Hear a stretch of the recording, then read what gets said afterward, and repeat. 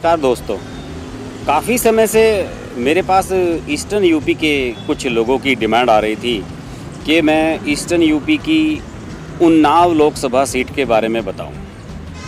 Unnao Lok Sabha seat पिछले 5 साल से साक्षी महाराज की वजह से जानी जाती है और साक्षी महाराज उन्नाव और ईस्टर्न यूपी की एक जानी मानी शख्सियत हैं। 3-4 बार एमपी रह चुके हैं, बीजेपी में भी जा चुके हैं और सपा में भी जा चुके हैं, वापसी हो चुकी है, बीजेपी में एमपी बन चुके हैं। ये उन्नाव सीट जो है ये इस प्रदेश की सबसे बड़ी लोकसभा सीट है कॉन्स्टिट्यूंसी के हिसाब से। इलाका भी बहुत बड़ा है और पोलिंग भी बहुत बड़ा है यहाँ पे, और देश की टॉप 10 लोकसभा सीटों में इसकी गिनती होती है बड़ी सीटों के हिसाब से। यहाँ जो बीजेपी के प्रत्याशी हैं वो साक्षी महाराज हैं, सिटिंग एमपी हैं, और यहाँ से गठबंधन के प्रत्याशी अरुण शंकर शुक्ला हैं और अन्ना महाराज कहा जाता है उन्हें। तीसरी बार लगातार चुनाव लड़ रहे हैं, जीत नहीं पाए हैं आज तक। और कांग्रेस की जो यहाँ से प्रत्याशी हैं, महिला प्रत्याशी हैं अन्नू टंडन, काफ़ी फेमस पर्सनैलिटी हैं, उनके बारे में बाद में मैं आपको डिटेल से बताऊँगा।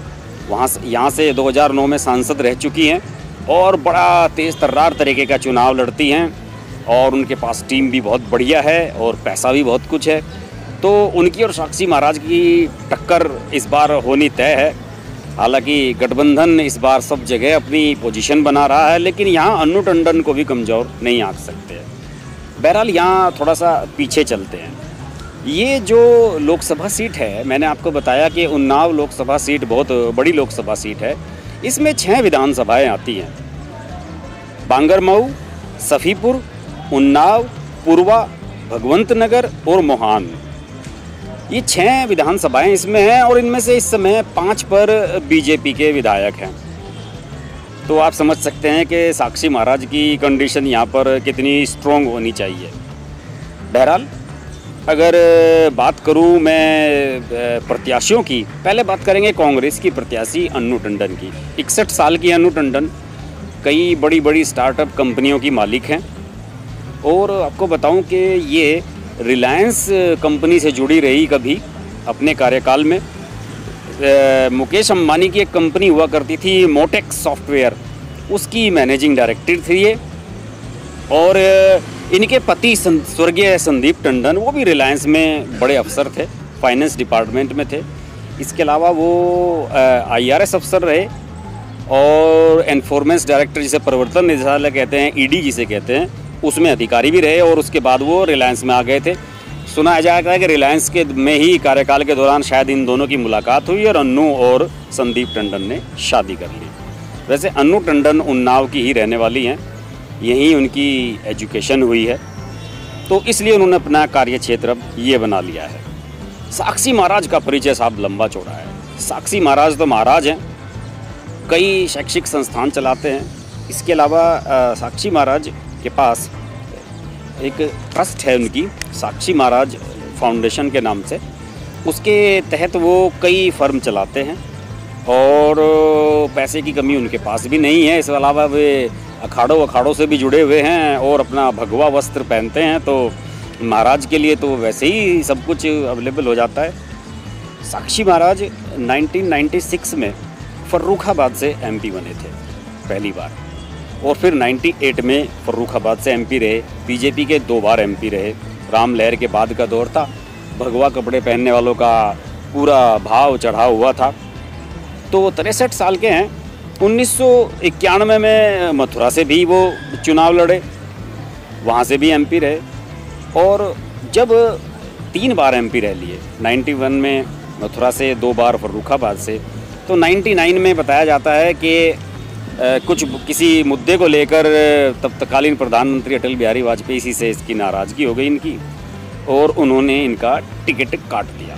तो साक्षी महाराज बिगड़ गए, नाराज़ होकर मुलायम सिंह के पास चले गए, और फर्रुखाबाद से उन्होंने तीसरी बार सपा से टिकट ले लिया, लेकिन जीत नहीं पाए।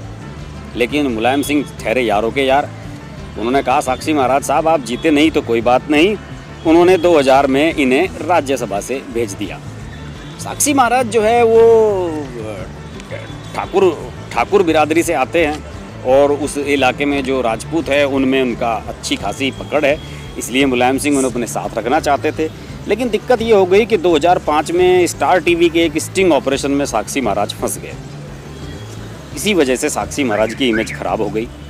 MP लेड का जो पैसा है उसका मिसयूज करने का आरोप उन पर लग गया और उनकी स्थिति खराब हो गई।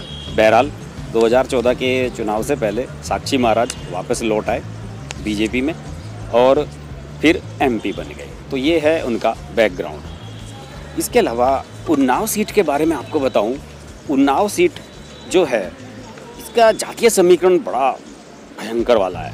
यहाँ पर 2.25 लाख के करीब मुसलमान हैं, 5.5 लाख के करीब SC हैं, OBC वोट 7 लाख प्लस हैं और सवर्ण वोट 5.5 लाख के आसपास है। यानी साक्षी महाराज के लिए टॉप क्लास मामला है यहाँ पर।